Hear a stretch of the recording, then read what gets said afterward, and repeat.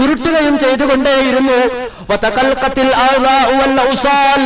അവയവങ്ങളും അംഗങ്ങളുമൊക്കെ അങ്ങേറ്റം വേദന കൊണ്ട് പൊളഞ്ഞുപോയി.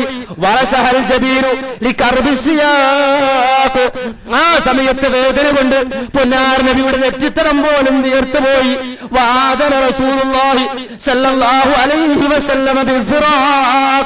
തന്റെ ചുറ്റും കൂടിയ ആളുകളോട് റസൂലുള്ളാഹി വിളിച്ചു പറഞ്ഞു, സഹോദരങ്ങളെ, അനുയായികളെ, ഉമ്മത്തെ, ഞാൻ പോവുകയാണ്, ഞാൻ യാത്രയാവുകയാണ്, എന്റെ അവസാന നിമിഷങ്ങളാണ്, മരണം എന്റെ മുന്നിലിരിക്കുന്നു. ഇത് കണ്ടപ്പോ പുന്നാർ നബിയുടെ മകളായ ഫാത്തിമ റളിയല്ലാഹു അൻഹയ്ക്ക് സഹിക്കാൻ കഴിഞ്ഞില്ല. ഫനാദതുഹു താഹിറത്തുൽ ബതൂൽ, സംശുദ്ധയായ മഹദിയായ ഫാത്തിമ റളിയല്ലാഹു അൻഹ അങ്ങേറ്റം പൊട്ടിപ്പൊട്ടിക്കരഞ്ഞു. മഹാനായ പ്രവാചകന്റെ മകൾ അങ്ങേറ്റം വേദന കൊണ്ട് കേണുകൊണ്ടേയിരുന്നു. എന്നിട്ട് റസൂലുള്ളാഹിയെ വിളിച്ചിട്ട് പൊന്നാര മോള് പറഞ്ഞു, എന്താ പറഞ്ഞതെന്നറിയുമോ?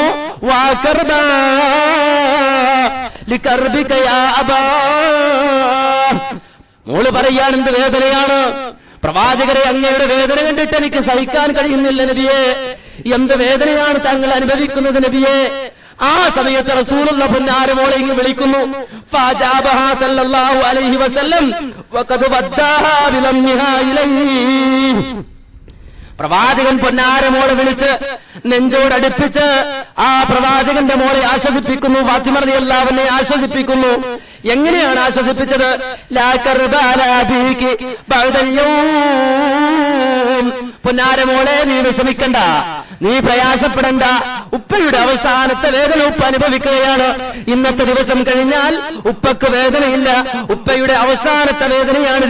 വഖദ് ആമനഹു മിനൽ ഖൗഫി മല്ലാ തഖുദുഹു സിനത്തും വലാ നൗം.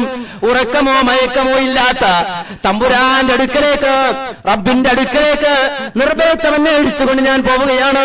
അവൻ എനിക്ക് നിർഭയത്വം നൽകിയിരിക്കുന്നു. റസൂലുള്ളാഹി ഇത് മകളെ സമാധാനിപ്പിച്ചുകൊണ്ടിട്ട് പറയുമ്പോ, വഖാലൽ ഹസനു വൽ ഹുസൈനു ബാഖിയൈനി വാജദ്ദാ. ഹസനും ഹുസൈനും അഥവാ പ്രവാചകന്റെ പേരക്കുട്ടികള്, ആ പേരക്കുട്ടികളെ കരഞ്ഞുകൊണ്ട് വിളിച്ചു, വാജദ്ദ, ഏ ഉപ്പാപ്പ. വഖാലത്ത് ആയിഷ യാ അബാ ഖാസിമ. മഹദിയായ ആയിഷ റളിയല്ലാഹു അൻഹ, പ്രവാചകന്റെ ഭാര്യയായ ആയിഷ റളിയല്ലാഹു അൻഹ വിളിച്ചു പറഞ്ഞു. എന്താ വിളിച്ചു പറഞ്ഞത്? അബൂ ഖാസിമേ, ഏ അബൂ ഖാസിമേ. കണ്ടോ, റസൂലുള്ളാഹിന്റെ മരണത്തിന്റെ അവസ്ഥ വിശദീകരിക്കുകയാണ്. റബീഉൽ അവ്വൽ മാസത്തിലെ 2ാമത്തെ വെള്ളിയാഴ്ച മിമ്പറിൽ നിന്ന് ഖതീബ്. എന്നിട്ട് അയ്യുഹന്നാസിനോട് ചോദ്യം, അയ്യുഹന്നാസ് മുന്നിരിക്കുന്ന ഖൗമിനോട് ചോദ്യം.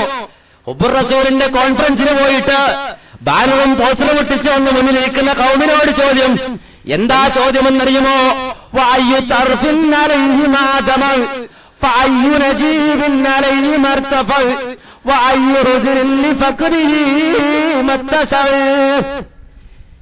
ഫഅയ്യു നജീബിൻ അലൈഹി മർതഫ. ഏത് ഉന്നത കുലജാതനാണ് ഇവിടെ തലയുയർത്താത്തത്? ഇത് കേട്ടിട്ട് ആർക്കാണ് കുനിഞ്ഞിരിക്കാൻ സാധിക്കുന്നത്? കാര്യം ഉറങ്ങി താങ്ങ് കൂന്ന് അങ്ങനെ ഈ ഈണത്തിലുള്ള കേട്ടിട്ട് ഉറക്കം നോങ്ങിയിട്ട് ഇങ്ങനെ കമന്നു കുത്തിരിക്കാണ്. അപ്പൊ ചോദിക്കാൻ എന്ത്? ഫഅയ്യു നജീബിൻ അലൈഹി മർതഫ. ആർക്കാണോ തലയുയർത്താതിരിക്കാൻ സാധിക്കുന്നത് കേട്ടിട്ട്? വഅയ്യു തർഫിൻ അലൈഹി മാദമ. ഏത് കണ്ണാണിത് കേട്ടിട്ട് കരയാത്തത്? ഏത് കണ്ണാണിത് കേട്ടിട്ട് കരയാത്തത്? നെയ്ച്ചോറ് ഉണ്ടാക്കി കൂട്ടത്തില് ഇറച്ചിക്കറി ഉണ്ടാക്കി, ഇറച്ചിക്കറിയുടെ എരിവ് കൂടിയിട്ട് കണ്ണു നിറച്ചിരിക്കുന്ന ഖൗമിനോട് വന്നിട്ട് ചോദിക്കാണ്. എന്താ ചോദിക്കുന്നത്? വഅയ്യു തർഫിൻ അലൈഹി മാദമ. ഏത് കണ്ണാടോ കരയാത്തത്? വഅയ്യു ഹുസ്നിൻ ലിഫഖദിഹി മത്തസൽ. ഏത് ദുഃഖമാണ് ഇവിടുത്തെ വേർപാടിൽ വികസിക്കാത്തത്? ആരാണ് ഇന്നത്തെ ദിവസം ദുഃഖിക്കാത്തത്? ആരാണ് ഇത് കേട്ടിട്ട് പ്രയാസപ്പെടാത്തത്? ആരാണ് വിഷമിക്കാത്തത്? ആരാ ചോദിക്കുന്നത്? പള്ളിയുടെ മിമ്പറിൽ നിന്ന് ഖതീബ് ചോദിക്കുകയാണ്.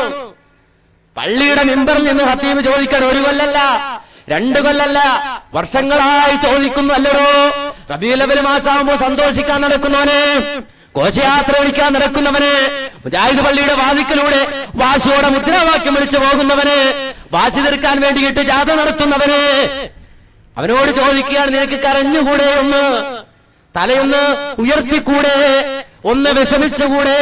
പൊന്നാർ നബി വഫാത്തായ മാസമല്ലേ, പൊന്നാരനബി വഫാത്തായ മാസമല്ലേ, വിഷമമില്ലേ, പ്രയാസമില്ലേ? മിമ്പറിന് ചോദിക്കുകയാണ്, ഖൗമിന് എന്തൊരു കുറ്റം പറയണം? ഇത് ചോദിച്ച മുജാരം കഴിയില്ല. മിമ്പറിൽ നിന്ന് ഇങ്ങനെ വലിയ വായിൽ ഇങ്ങനെ വന്നിട്ട് താഴോട്ടിറങ്ങിയാൽ ഉടൻ തന്നെ പറയുന്ന വർത്താനം എന്താ? സഹോദരങ്ങളെ, റബീഉൽ അവ്വൽ മാസമായിട്ടുണ്ട്. കഴിഞ്ഞ പ്രാവശ്യത്തെ പോലെ എന്റെ നാട്ടിൽ വഹാബികൾ കൂടിയിട്ടുണ്ട്.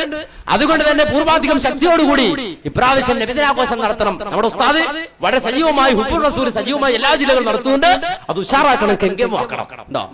ഇതാ ഉസ്താദ് ആടറങ്ങി പറഞ്ഞു കൊടുക്കുന്നത്. മിമ്പറിന്റെ മുകളിൽ നിന്നൊന്ന് താഴെ മറ്റൊന്ന്. മുകളിൽ മരണം, താഴെ ജനനം. എങ്ങനെയുണ്ട്? മുകളിൽ മരണം, താഴെ ജനനം. പറയൂ, ഇതെങ്കിലും ഒന്ന് മനസ്സിലാക്കിക്കൂടെ? മുൻഗാമികളായ ആളുകൾ റബീഉൽ അവ്വൽ മാസമായ റസൂലുള്ളാഹിന്റെ വഫാത്തിനെ കുറിച്ച് ഓർത്തത്. അതൊരു പ്രശ്നമാണല്ലോ, അത് പ്രശ്നമാണല്ലോ. അപ്പൊ അതിനൊന്ന് മറികടക്കണം. മുജാഹിദുകൾക്ക് ഒരു വായടപ്പിന് മറുപടി കൊടുക്കണം. റബീഉൽ അവ്വൽ മാസത്തിൽ നമുക്കൊരു പുസ്തകം തന്നെ ഇറക്കി കളയാം. അങ്ങനെ പുസ്തകം ഇറങ്ങി, അടുത്തിറങ്ങിയതാ, ഇപ്രാവശ്യം ഇറങ്ങിയതാ. അപ്പൊ ഇത് എന്തെടുക്കണം? റസൂലുള്ളാഹി സ്വല്ലല്ലാഹു അലൈഹി വസല്ലമയുടെ വഫാത്ത് ദിനവും റബീഉൽ അവ്വൽ 12 ആണെന്നിരിക്കെ ജന്മദിനത്തിന്റെ സന്തോഷം മാത്രം പ്രകടിപ്പിക്കുന്നതിൽ എന്തർത്ഥമാണുള്ളത്? ഒരു ചോദ്യം ഉണ്ടാക്കി കൊടുത്തു. റസൂലുള്ളാഹി ജനിച്ചത് റബീഉൽ അവ്വൽ 12 വഫാത്തായത് റബീഉൽ അവ്വൽ 12 തിങ്കളാഴ്ചയാണ്. അങ്ങനെ വരുമ്പോ ജന്മദിനം മാത്രം എന്തിനു നടത്തണം? ആഘോഷം മാത്രം അങ്ങനെ നടത്തുന്നതിൽ പ്രസക്തി ഉണ്ടോ എന്ന് ചോദിച്ചപ്പോ മറുപടി എന്താ പറയുന്നറിയോ? എന്റെ ജീവിതവും മരണവും നിങ്ങൾക്ക് ഖൈറാണ് എന്ന് തിരുവചനത്തിൽ നിന്നും തിരുദൂതരുടെ വഫാത്തിന്റെ കാരണത്താൽ തിരുവചനത്തിൽ നിന്നും തിരുദൂതരുടെ വഫാത്തിന്റെ കാരണത്താൽ ദുഃഖിക്കേണ്ടതില്ലെന്ന് വ്യക്തമായി. എങ്ങനെയുണ്ട്? റസൂലുള്ളാഹിന്റെ വഫാത്ത് കൊണ്ട് ദുഃഖിക്കേണ്ടതില്ലെന്ന് വ്യക്തമായി എന്ന് പുസ്തകമിറക്കി വെച്ചിട്ട് ഹുബ്ബുർ റസൂലിന്റെ പോസ്റ്ററൊട്ടിച്ച് നടക്കുന്നവരെ നിനക്ക് എങ്ങനെയാണ് റസൂലിനെ സ്നേഹിക്കാൻ പറ്റുക? റസൂലുള്ള വഫാത്തായി എന്ന് പറഞ്ഞാൽ ദുഃഖിക്കേണ്ടതില്ലെന്ന് ഹദീസിൽ നിന്ന് മനസ്സിലായി. മാത്രമല്ല, ദുഃഖാചരണം ഇസ്ലാം അനുവദിക്കുന്നില്ലതാനും. ദുഃഖാചരണത്തിന് പ്രസക്തിയില്ലെങ്കിൽ സന്തോഷിക്കൽ പുണ്യമുള്ള നബിദിനം ആഘോഷിക്കുക തന്നെയാണ് വേണ്ടത്. കണ്ടോ? ആഘോഷിക്കുക തന്നെയാണ് വേണ്ടത്. വിഷമിക്കാൻ നിൽക്കണ്ട, ദുഃഖിക്കാൻ നിൽക്കണ്ട. മുഹമ്മദിന് വഫാത്തായ ദുഃഖിക്കേണ്ടതില്ല. കാര്യം എന്താ? ഹയാത്തി ഖൈറുൽ ലക്കും, നബി ജീവിച്ചത് നന്നായി. വമമാതി ഖൈറുൽ ലക്കും, റസൂലുള്ളാഹി മരിച്ചതും നന്നായി. കണ്ടോ? റസൂലുള്ളാഹി വഫാത്തായത് നന്നായി എന്ന് പറയുന്ന ഒരു ഹദീസിന്റെ അത്ര ഒന്ന് വിശദീകരിക്കുക, അതിന്റെ സനദൊന്ന് ഉദ്ധരിക്കുക, അത് സഹിയാന്ന് തെളിയിക്കുക. ഉസ്താദിച്ചിറക്കി വിട്ടാലോ സഹിയാന്ന് തെളിച്ചരി, ആ ഹദീസ് സഹിയാണ് എന്ന് പ്രാമാണിക ഗ്രന്ഥം വെച്ചും തെളിച്ചരി. ഇനി സാധിക്കലെങ്കിൽ പറഞ്ഞാൽ എന്താ ദുർബലതായ? നമ്മൾ ആലോചിക്കണം. ഹയാത്തി ഖൈറുൽ ലക്കും വമമാതി ഖൈറുൽ ലക്കും എന്ന് ഹദീസ് പറയാ. ഹദീസുണ്ട്. എന്താ പറയാ? നബി മരിച്ചത് നന്നായി, റസൂലുള്ളാഹി മരിച്ചത് നന്നായി. അതുകൊണ്ട് നബി മരിച്ചാൽ ദുഃഖിക്കേണ്ടതില്ല. ഏത് മനുഷ്യരാണോ ഇങ്ങനെ റസൂലുള്ളാഹിയെ സ്നേഹിച്ചത്? നിങ്ങൾക്കറിയോ? നോക്ക്, നിങ്ങൾ നോക്കണം. വിശദീകരിച്ചരാ. സഹാബത്ത്, റസൂലുള്ളാഹിന്റെ സഹാബത്ത്, പൊന്നാര സഹാബത്ത് നിങ്ങൾക്കറിയോ? മഹാനായ ബിലാൽ റളിയല്ലാഹു അൻഹുവിനെ അറിയാത്തവരുണ്ടോ? മദീന പള്ളിയിലെ ബാങ്കിയായ ബിലാൽ ഇബ്നു റവാഹ്, കറുത്ത മുത്ത് എന്ന് ചരിത്രം വിശേഷിപ്പിച്ച മഹാനായ ബിലാൽ റളിയല്ലാഹു അൻഹുവിന്റെ അവസ്ഥ നിങ്ങൾക്കറിയുമോ? വലക്കദ് വല്ല ബിലാൽ യുഅദ്ദിനു ലിർറസൂൽ സല്ലല്ലാഹു വസല്ലമു അലൈഹി തുവാല ഹയാതിഹി വവല്ല റസൂലുൽ കരീം യഗ്റസു ഇലാ ഹാദാ സൗത്ത് അല്ലദി ഉദ്ദിബ ഫില്ലാഹി അശദ്ദൽ അദാബി വഹു യുറദ്ദിദ് അഹദ്. മഹാനായ ബിലാൽ റളിയല്ലാഹു അൻഹുവിനെ സംബന്ധിച്ച് വിശദീകരിച്ച് ഇദാ റസൂലുള്ളാഹി വഫാത്തായ ദിവസം ബിലാൽ റളിയല്ലാഹു അൻഹു ഉണ്ടായ അനുഭവം പറയുകയാണ്. വലമൻ തഖല റസൂലുൽ അഅ്വം ഇല റഫീഖിൽ അഅ്ലാ വഹാന വഖതുസ്സലാ. റസൂലുള്ളാഹി വഫാത്തായ ദിവസമുണ്ടല്ലോ, മുഹമ്മദ് നബി വഫാത്തായ ദിവസം, റഫീഖുൽ അഅ്ലയിലേക്ക് അല്ലാഹുവിന്റെ റസൂൽ ഉയർന്ന ദിവസം, ആ ദിവസം ഇതാ നമസ്കാരത്തിന്റെ സമയമായി പോയി. കാമ ബിലാൽ യുഅദ്ദിനു ഫിന്നാസ്, എല്ലാ ദിവസവും ബാങ്ക് കൊടുക്കുന്ന ബിലാൽ, ആ ബിലാൽ റളിയല്ലാഹു അൻഹു ജനങ്ങൾക്ക് വേണ്ടി ബാങ്ക് വിളിക്കാൻ വേണ്ടി എണീറ്റ് നിന്നു. വന്നബിയു കരീം സല്ലല്ലാഹു അലൈഹി വസല്ലം മുസജ്ജ ലം യുദ്ഫൻ ബഅദ് ഫലമ്മാ വസല ഇലാ ഖൗലിഹി അശ്ഹദു അന്ന മുഹമ്മദർ റസൂലുള്ളാഹ്.